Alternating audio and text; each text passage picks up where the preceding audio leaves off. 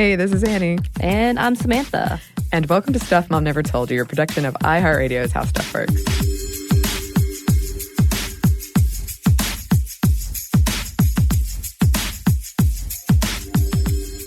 Okay. All right, here we go. Today, we are finally tackling a topic I have wanted to talk about for a long time. I believe in the first ever episode that I was on that wasn't kind of an intro episode, right? I mentioned that I wanted to talk about this. Right. I think you told me that pretty quickly as one of your ideas when we were discussing the future of SMNTY. And I'm like, I don't know if I can contribute to this, but I will be there to listen.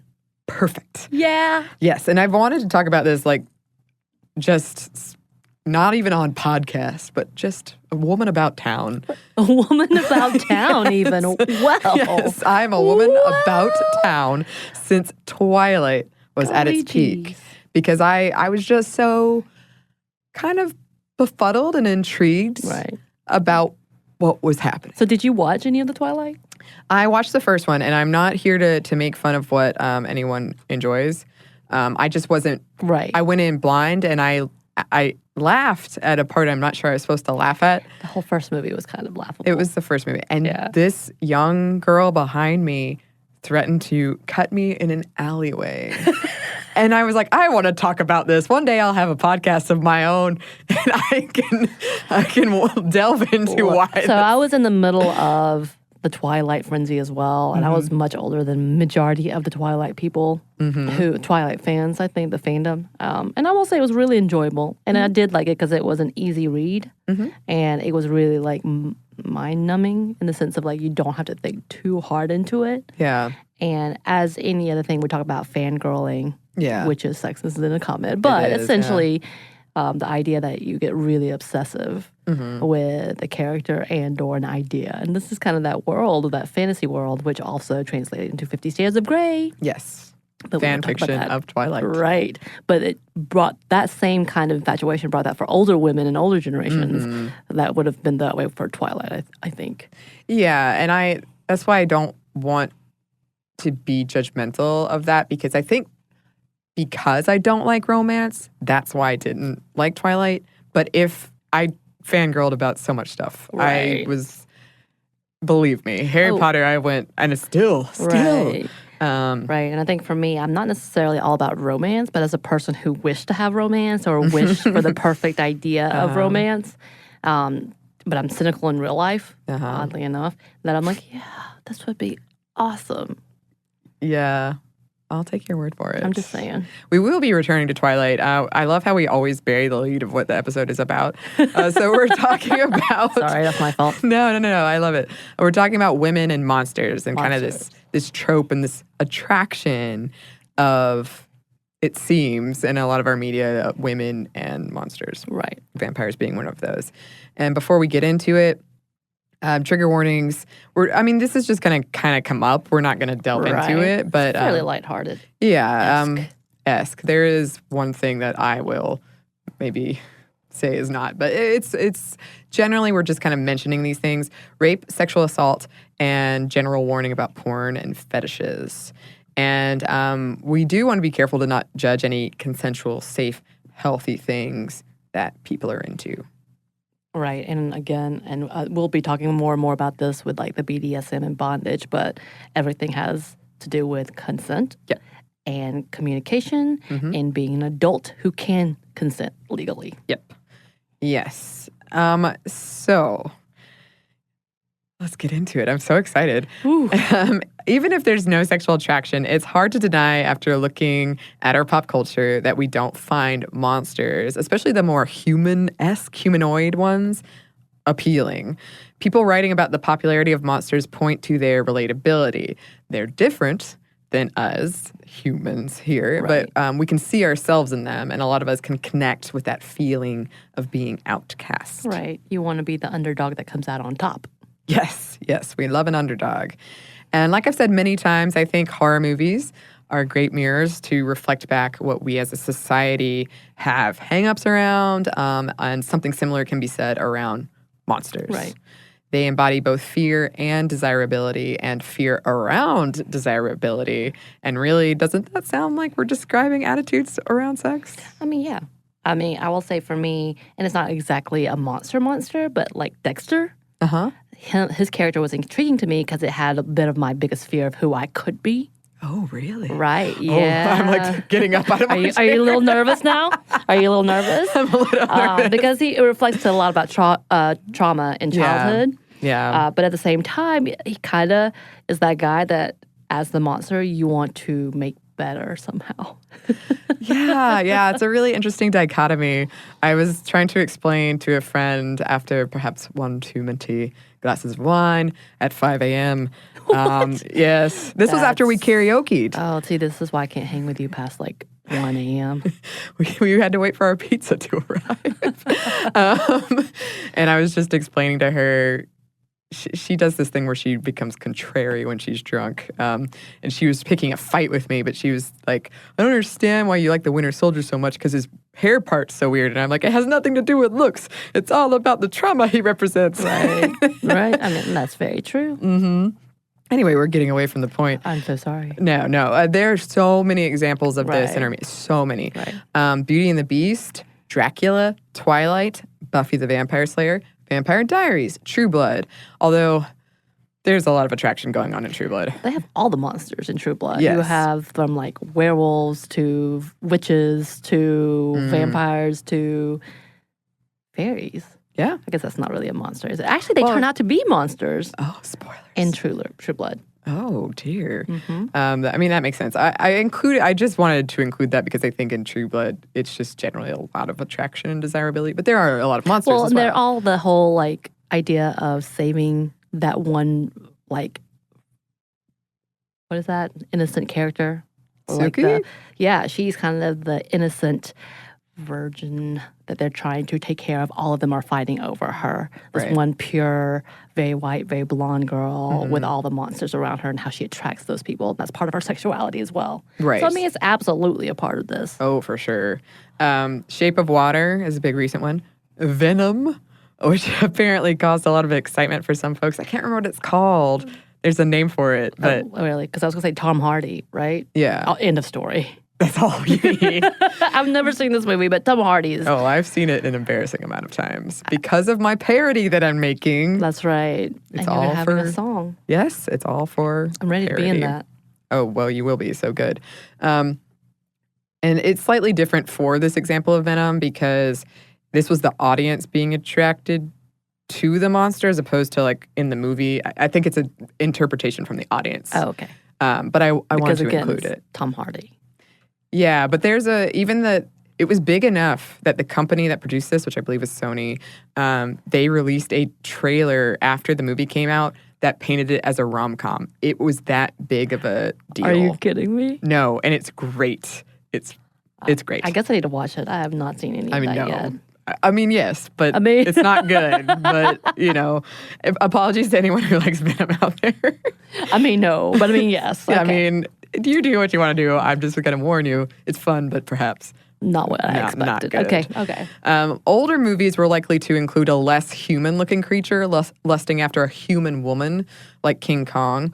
I think there is something different about these old-school monster movies, too, because they were less about female desire and how we view it, and more about the male gaze, and were almost entirely written by men. It's like male creatures assaulting women. Right. And I guess if you think about how Dracula has changed over time, like he was really big monster, pointy ear guy, and now it's all of a sudden this beautiful man that glistens.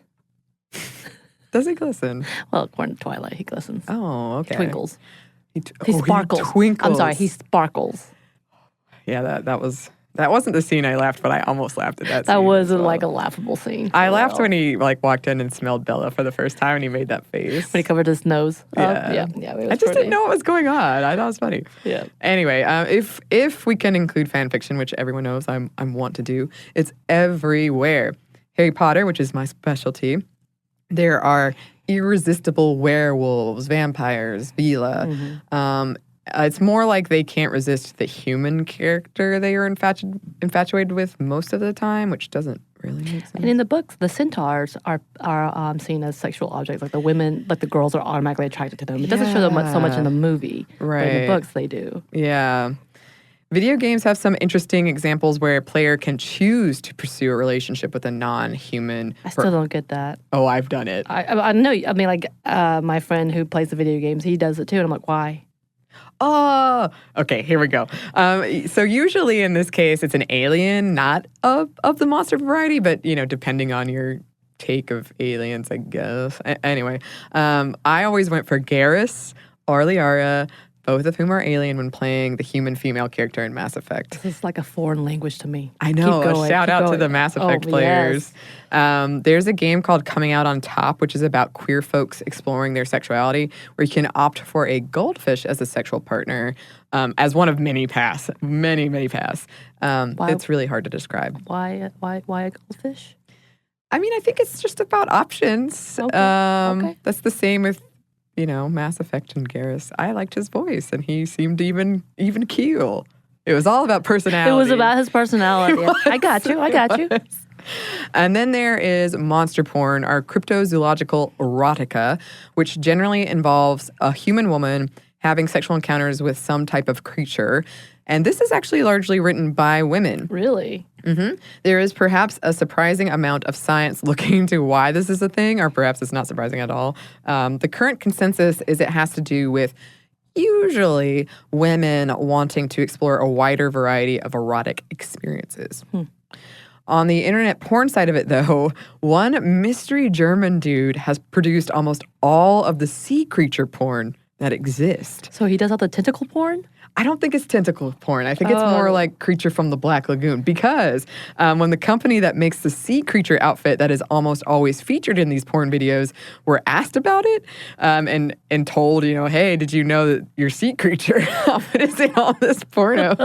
They responded, quote, "We did not know that our sea creature costume was being used in pornographic films. We hope the actors find the costume comfortable, easy to wear, and that the audience enjoys the artistic beauty of the costume." Oh, wow. Mm-hmm. That is the most generic, company, corporate answer, but I love it. That's pretty, I mean, I enjoy it. Unbiased, like, oh yeah, it's fantastic. We're glad you like our comfortable costume. and you can appreciate the beauty. I hope you appreciate that. Due to calls that it promoted bestiality and brutality, Amazon and other websites took down some monster porn, including that Bigfoot one everyone always uses as an example. I think probably most of you have seen it or heard of it in passing, even if you don't know it. I bet you. Is it bad? Okay. No, I don't want to look it up. It's just popular. I haven't read it. I wouldn't be ashamed if I had, though. It's interesting. I don't understand. I didn't know this was an option. Yeah, so I feel very naive right now. Well, I usually feel that way, so it's good to have the tables turned. The flips have turned. Yeah, it is turned. At first, I wasn't going to include robots. Oh, what a fun sentence that is. But then I got to thinking about the symbolism in the Alien movies of the android trying to kill Ripley in the first one, and in the newer ones, how David, who's an android, always falls in love for the lead female character and or wants to kill her, despite being a robot that shouldn't. In this movie, shouldn't have those feelings. Right. And all the hubbub about how hot the robot was and lost his face. The new Netflix lost his face. Oh, okay. So I think related but different. I mean, would that include Blade Runner? Aren't they all some kind of android? Yeah. Yeah, I guess so. And then they have creation of life, and that becomes problematic because they have created life somehow. Yeah. Is that right? I've not watched it fully, but I know people are really big fans of this. Yes, they are. And they love this idea. And the last one had Ryan Gosling, who was a beautiful, beautiful man playing a beautiful, beautiful robot, right? Samantha. I was on the Ryan Gosling train. Way before me. I was 9 years old. Hey. Young Hercules had a big crush. Oh, that's right. He was on there. Yes, I think I've said this in 10 episodes. What if I told you I liked him from Mickey Mouse Club? Oh, no, you're right. You could beat me. Oh, no. I don't want to know the truth. Okay, I like to live in this world. But I mean, I guess that would be the objectification of robots, right?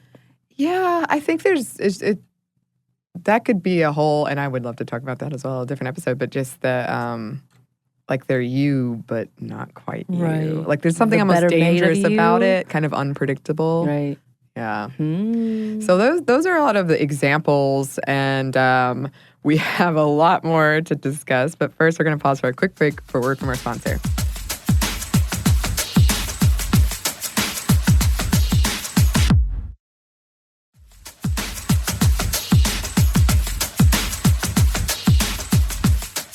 And we're back. Thank you, sponsor. We're not the only ones who are curious about this, or I'm not. I mean, Samantha's just I'm just learning. This is a fascinating topic, so let's keep going. Okay. Psychologists think that it in part has to do with the allure and thrill of the unknown. Right. There's also an inherent power dynamic, a submissive, dominant layer that some people are attracted to. On top of that, monsters can often represent repressed sexuality, especially things that are taboo or perverse, and sexual desire.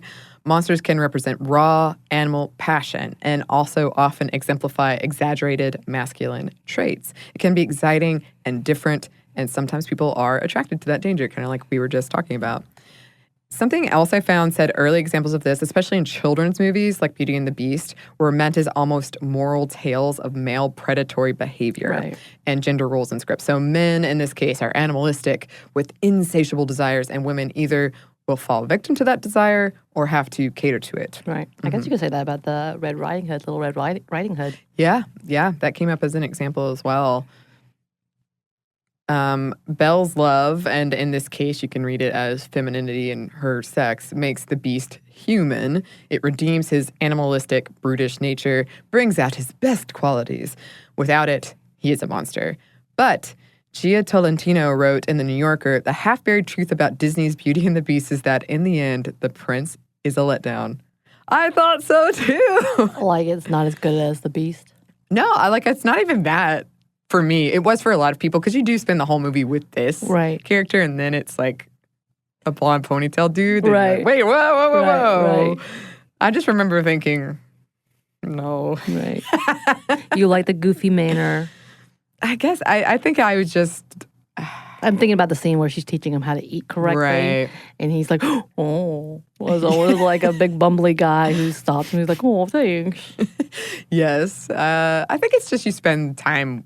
Like, it's kind of odd to, at the end, here is this character, and it just feels jarring, kind of. And if it is, like, the top search result, if you type in Beauty and the Beast prince, and it's a letdown. So a lot of people think that. Okay. And there's also Stockholm Syndrome involved in that particular example. Right. Can also be interpreted as Belle sacrificing her freedom and the Beast sacrificing what made him different.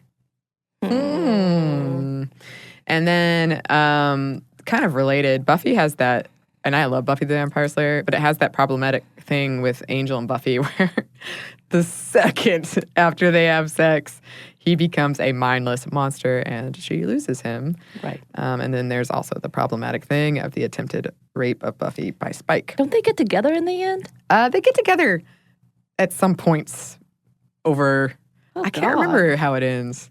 I just remember that being a thing, and I'm thinking, they do get together. Wow. So he tried to rape her, but then they got together. Yeah, but there's so many things. And then this is a whole cautionary tale. If you have sex, it's going to be really bad. Yes. The guy who you like will be an ass. Yes. That was me trying to You were going to say something worse, but I got you.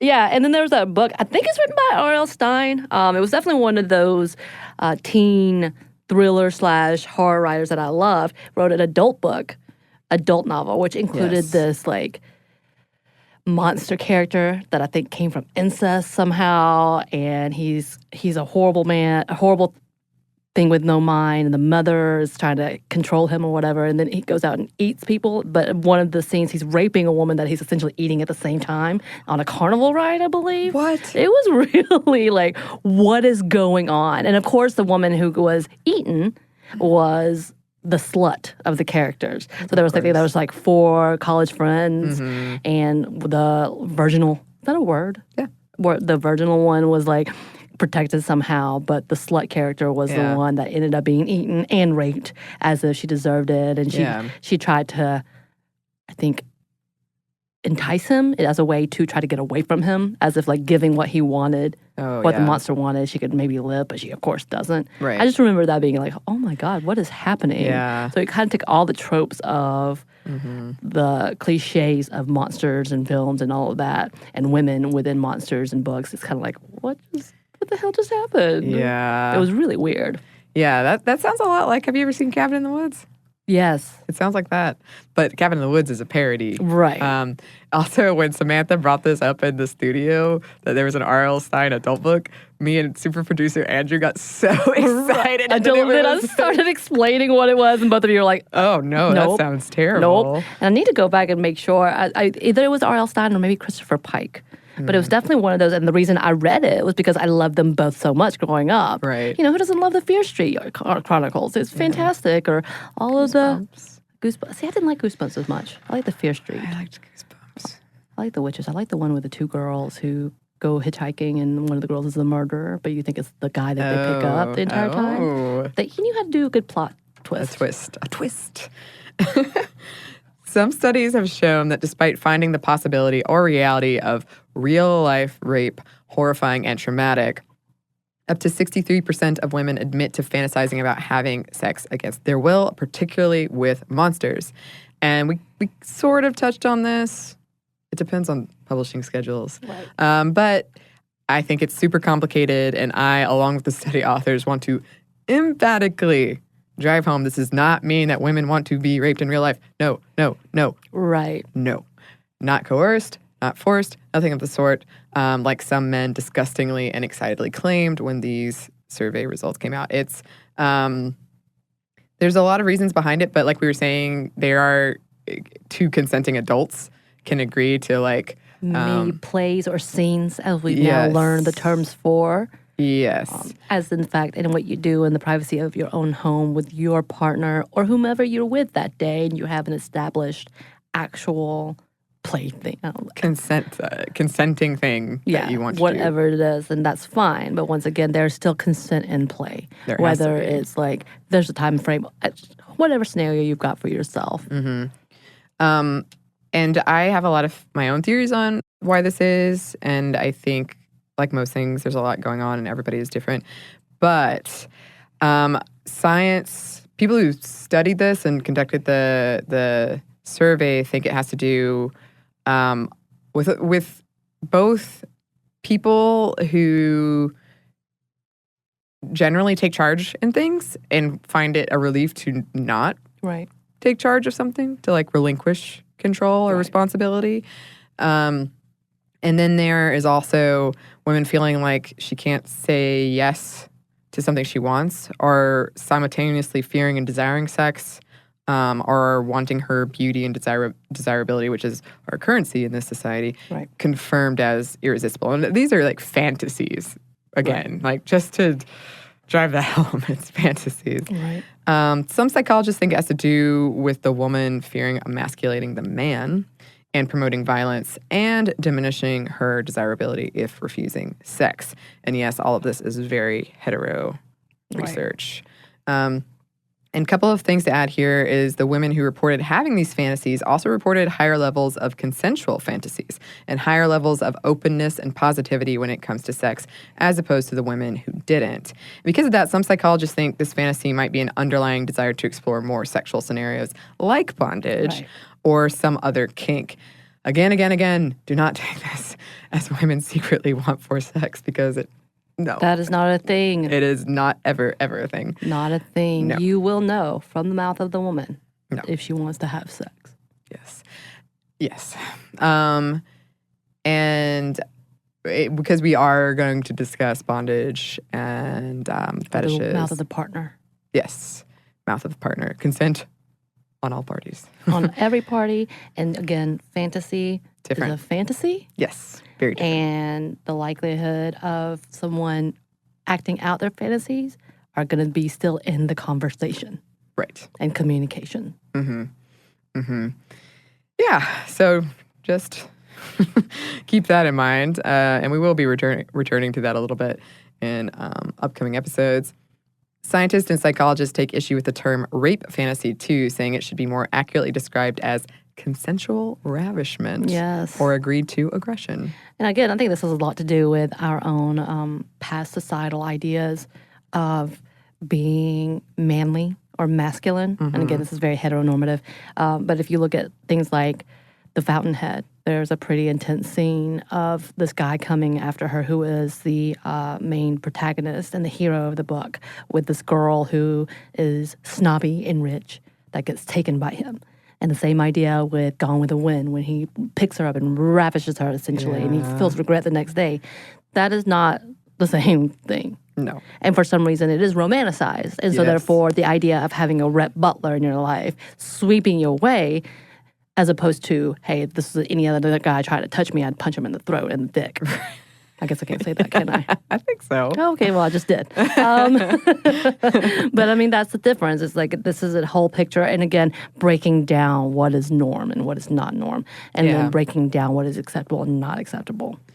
Yeah. And I know I was reading some other studies about how there's a fear of communicating, like, what you want if it's not quote unquote normal when it comes to sex, if it is kind of a fantasy or something that might be a little more risque. Right. So it is hard to get good numbers around it because, you know, people are can be a little shy. Well, and also there's still that shame factor that happens as we talk about many, many times, and whether or not we can say what we want because will you look on me with shame? Do I have guilt about these feelings? Whatever, whatnot. Yeah. There's a huge cloud over everyone with whatever they think is not normal based on their experiences or their environment or their social ideas.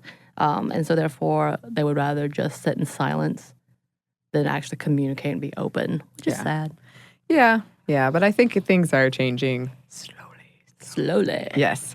There are a lot of dudes and some women who like to argue that the attraction to monsters thing demonstrates that toxic masculinity doesn't exist and that it's what women really want and also no. That doesn't even make sense. Like, what? Yeah. I just saw that in a lot of places and I was like, okay, well, no, but I want to address it. Right. Side issue, female sea creatures giving up power and family to be with human men. Because I've seen that in a couple things, a la Ponyo or The Little Mermaid. Other related side issue, the, quote, monster hotness gap. I did not coin that. Or the fact that generally speaking, female monsters have to be hot and overly sexualized. But this isn't as often the case with women and male monsters. Just think of monster Halloween costumes for men versus women. Yeah, that like... I mean, you and I are talking also the fact that when we look at the movie with Megan Fox. Oh, Jennifer's Body? Yeah, Jennifer's Body. She's a monster, but she's this hot-ass monster that comes around and, you know, seduces boys. And many of the times you see these monsters being really beautiful females and then transforming into this ugly thing later on in time. Yeah, showing you the true monster within and the zombie within. She's on her period. Right. As where the monsters of men are just out there. And I mean, have you ever heard of the reverse Beauty and the Beast? Beauty and the Hunk? Hunk and the Beast, not Beauty and the Beast. I'm sorry, it would be Hunk and the Beast. And no, it shouldn't exist. Beauty and the Hunk. That's just like most of our media. I was going to say, that's just a reality show happening on the beach, right? Yeah. Also, I just dated myself by using the term hunk, didn't I? I don't know. I think hunk still happens. Is that a thing? Okay. I think so. There's also a female monster sympathy gap. We're more likely as audiences to sympathize with male monsters than we are with female monsters. I wonder why that could be. Also, female monsters are almost always single. And I almost went into a huge tangent about it, but then I was like, you got to rein yourself in. They also almost always go after their best friend's guys. I've noticed that a lot. Like, they go after something that is, you know, supposed to be priority for females. Being catty, as it were. Some of the things we're talking about here can and sometimes do fall under the umbrella of fetish or kinks, but not always. I do want to mention that a shape of water-themed dildo on Etsy keeps selling out. And after its Oscar win, it sold out in 20 minutes. Wow. I'm not going to lie, I've never seen that movie just because I couldn't understand the premise. And I get it. I get it. But at the same time, I was like, no. There's a really interesting take on that movie about how it's supposed to be, you know, romantic, but at the same time, the director, is Guillermo del Toro, right? He kind of has publicly looked down on people fetishizing the monster. Not even fetishizing, but just kind of romanticizing it. But at the same time, it's like, this is what the movie is. Right. It's weird. I saw that came up a lot when I was researching this, but it wasn't exactly what we're talking about, so I didn't include a lot of it. I've always thought this whole thing had something to do with how women and society at large are taught to fear female sexual desire and pleasure, going back to like the taboo thing. So a lot of us have difficulty expressing it and also suffer from low self-esteem. Enter a sexy, powerful vampire who literally cannot resist you, who is so in love, heavy quotes, with you. He watches you sleep at night. Creepy. And wants to hear your every thought. Super creepy. Yep. But I found some pieces that argued it might have to do with marginalized people empathizing with creatures on the outside of society. That's true. There's some criticism in that vein, too, that rather than depict sex outside of our cis hetero norms, pop culture opts for monsters instead. Yeah, I found that interesting. And related to this, our more modern take on more respectful, consensual monsters with women pairings and attraction to them is sometimes credited to our desire to see stories that allow women more sexual agency, that depict more queer lead relationships, and or depict more non-white leading relationships, and Hollywood's resistance to that. Because these are still straight white ladies falling for monsters. True. As opposed to doing that. But like we're craving something else so much than what we've seen that I guess for monsters are the way we're going with it. Okay. Something else I read claimed that vampires and werewolves often, especially in older works, were layered with homosexual overtones and thus a fear of spreading homosexuality. Yes. And I also want to add that I think writing fan fiction that involves sex with a monster that isn't consensual is often a way of working through complicated feelings around sex or past sexual experiences. It's easier to think of someone as a straight-up monster than a human person who victimized you. That's just my theory about some of it, not all of it at all, but some of it. And another theory I have, because I have thought about this a lot. So many theories, yeah, I love it. Is that all of this might have to do with male writers grappling with the societal scripts that tell them that they can't control their desires. Right. And women will love them no matter their monstrous attitude anyway. Or that the love of a woman will make them better. The love of a pure woman. Yes. Will make them pure as well. Exactly. So there's a lot going on here.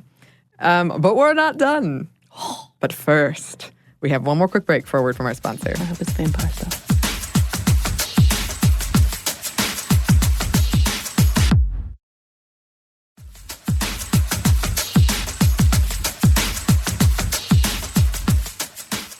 And we're back, thank you, sponsor.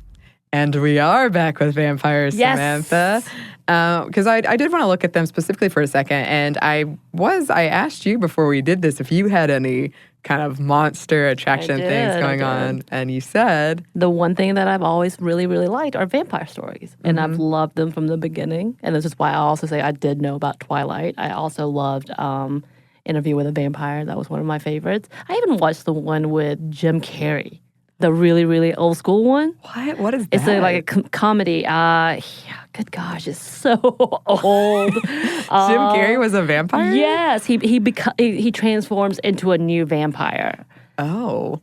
And it was, it only got 18% on Rotten Tomatoes. But it was a 1985 film. Uh-huh. And yeah, he gets bitten. I can't remember the quite premise. He gets bitten and he's slowly transforming. And obviously it's a bit of a comedy. Yeah. But yeah, I even watched that one because I really liked it. I liked the idea. Yeah, there's something to me when you see this kind of like darkness and defying death, I think was part of my fascination. Mm-hmm. Also, Brad Pitt was beautiful.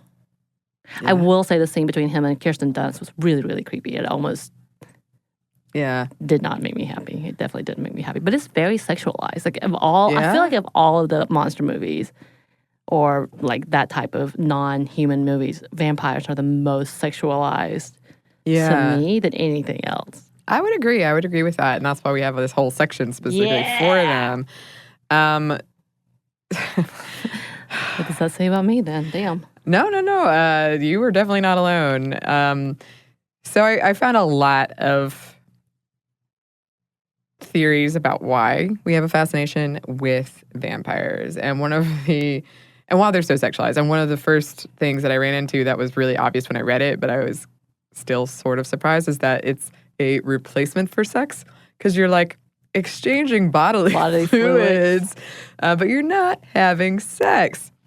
Again, it's someone who maybe can't resist you, who might bite you at any time, can offer you eternal life, eternal youth, is unchanging and steady. I thought that was such a funny argument, but I guess that makes sense. Like if you want somebody steady, a commitment in your life, then someone who will commit to you. Right. There you go. Right. A safe sex symbol. I found that argument. The bad boy and the allure of reforming him. Right. Or the tortured, sensitive soul. I do love a really sad boy. I do too, and I don't. I have a lot of friends that make fun of me for that, but oh my goodness, I did. I like the tortured artist guy. That was my thing. Well, another episode to come back to. Fact that they're mesmerizing, the fantasy of not having to be responsible, and almost always played by conventionally attractive actors. That's true. I'm sure that does Although not the hurt. original Dracula. Oh, sure. Yeah, this is our newer Nosferatu? Nosferatu was not a pretty boy. No. Have you seen As We Lie in the Shadows? What We Do in the Shadows? What We Do in the Shadows. I love that movie. I love the show. I haven't watched the show yet. The show's good. But I know the movie in itself. It kind of goes back to the old school idea of like, yeah, it's not as sexy as you think. And I do love their takes on that. Yes, I love it. Any listeners who are interested, highly recommend it. Good show. Good movie.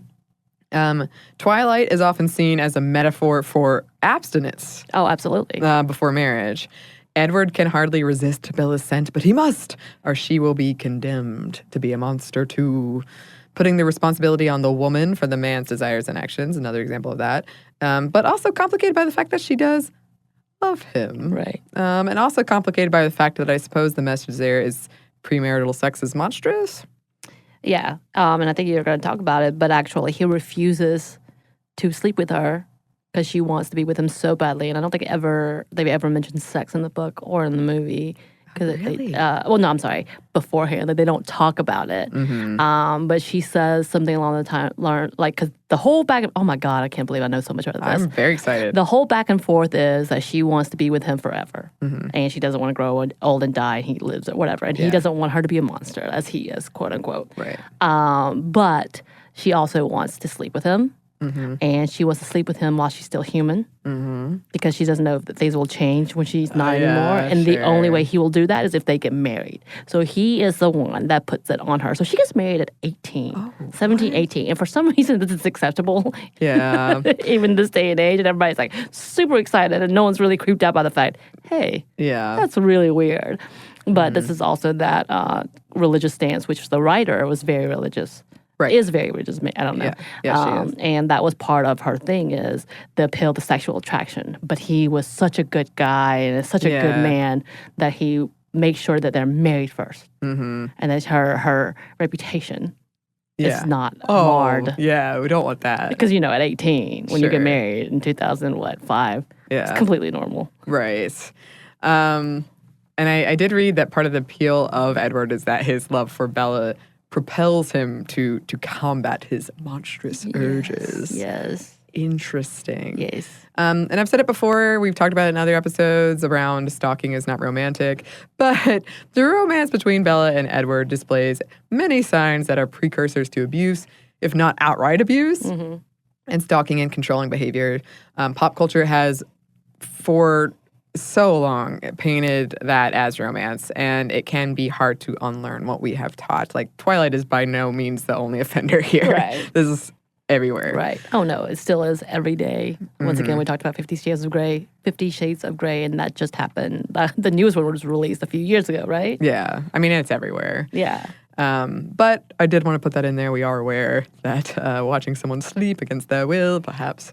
Super creepy. Yeah. Please don't do that. One article claimed that the popularity of Twilight and other modern vampires is almost entirely straight women being attracted to gay men. Okay. And women being attracted to something dangerous yet safe. Like, they're powerful, but they also have a lot of self-control. Like, they can protect you. Right. I don't know. It's this whole, being saved idea. Yeah. And being pure and walking into something dangerous once again. Because both Bella and even in True Blood, that's the same idea. And in the old school Bram Stoker's Dracula with Gary Oldman. Yep. in Winona Ryder. Yep. It's the same thing. She's this pure woman that comes through as an idea of saving an individual. And I will say True Blood did a better job of, at least, I guess because they had 6, 7 seasons long of exploring her sexuality a little more and her being a little more demanding. She dreams that she has a threesome with him. Oh. Yeah. Oh. It was very Reese, shocking. you're saying. Teresa. What? But 2 with vampires, though. Oh, okay. I don't remember that show very well. I only watched first 2 seasons and with my friends. And again, I really like that show. But I did like Godric. I remember Godric very vaguely, and I liked him. Alex Skarsgård? I don't know who he was. Godric. He was the one that the old. The old Yeah. human character. In the end, he was one of yeah. the first vampires. Yes. Yeah. Yes.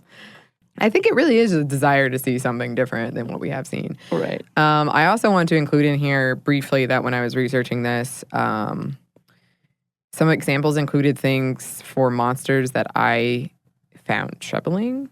And I think there is a layer of ableism and misunderstanding of mental illness that is at play in a lot of this.